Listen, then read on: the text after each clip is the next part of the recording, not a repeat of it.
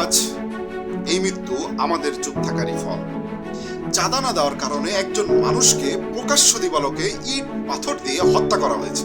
এই সভ্যতার মধ্যে এই জনতার চোখের সামনে একটা প্রাণ ঝরে গেল শুধুমাত্র চাঁদার টাকা না দেওয়ার অপরাধে। কিছু লোক মিলে একজন মানুষকে ঘিরে ধরে, তার চিৎকারকে চাপা দেয় ইট দিয়ে, পাথর দিয়ে, হয়তো তাদের অমানুষতা দিয়েও। এটা শুধু একটা খুন না, এটা একটা জাতির বিবেকের মৃত্যু। আজ আমরা যারা চুপ আছি ভেবে নেই, আমরা যারা বলি আমার বাড়ির আমার এলাকার লোক তো আর না, আমার তাতে কিছু যায় আসে না। মনে রাখবেন, এই চুপ থাকাটাই কাল একদিন আমাদের দরজায় ফিরে আসবে। একটা সমাজ কখন ভাগে জানেন? যখন সৎ মানুষরা চুপ থাকে আর অপরাধীরা হয়ে ওঠে নিয়ন্ত্রণকারী।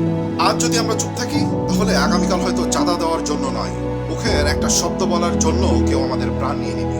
এই সমাজকে কেউ পাল্টাবে না, আমরাই পাল্টাবো।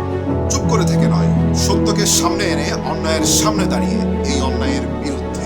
আপনার নীরবতা যদি ভেঙে পড়ে তাহলে সেখান থেকে হবে পরিবর্তনের শুরু। একটা কথা মনে রাখ, অন্যায়ের মুখে চুপ করে থাকাও অপরাধে অংশগ্রহণ করার মতোই।